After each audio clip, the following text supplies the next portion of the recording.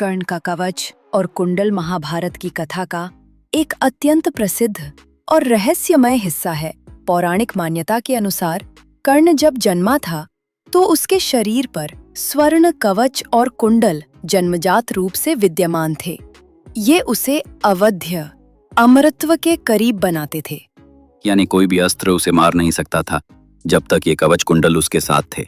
तो अब सवाल है, कर्ण का कवच कुंडल अब कहाँ है? पहले जानते हैं कुछ और बातें।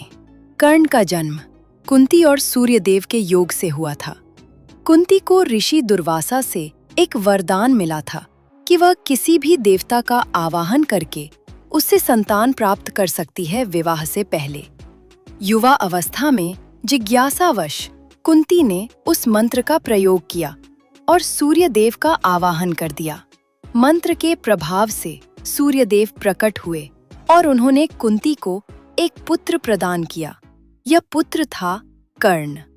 चूंकि यह सब कुंती के अविवाहित रहते हुआ था, वह सामाजिक भय से उस बच्चे को पाल नहीं सकी। उन्होंने नवजात कर्ण को एक डिब्बे में रखकर नदी में प्रवाहित कर दिया। जब सूर्यदेव से कर्ण का जन्म हुआ तो वह जन्म से ही कवच और कुंडल पहने हुए था। ये दैवीय कवच कुंडल उसके शरीर का अभिन्न अंग थे। किसी अस्त्र से भेदे नहीं जा सकते थे और उसे अजेय बनाते थे।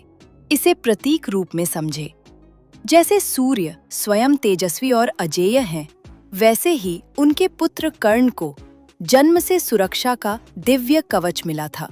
पौराणिक दृष्टिकोण से कर्ण ने अपने कवच और कुंडल दान कर दिए थे भगवान इंद्र को। जब वे ब्राह्मण का वेश धारण कर उनसे मांगने आए थे, कर्ण ने उन्हें पहचान लिया था। फिर भी उन्होंने बिना हिचक के उन्हें दान दे दिए। इसी कारण उन्हें दानवीर कर्ण कहा जाता है। उसके बाद कवच और कुंडल का क्या हुआ, इसके बारे में शास्त्रों में कोई स्पष्ट विवरण नहीं मिलता। यह माना जाता है कि इंद्र उन्हें लेकर स्वर्ग चले गए, इसलिए पौराणिक दृष्टि से वे अब स्वर्ग में ही माने जाते हैं या उनका लौकिक अस्तित्व समाप्त हो गया।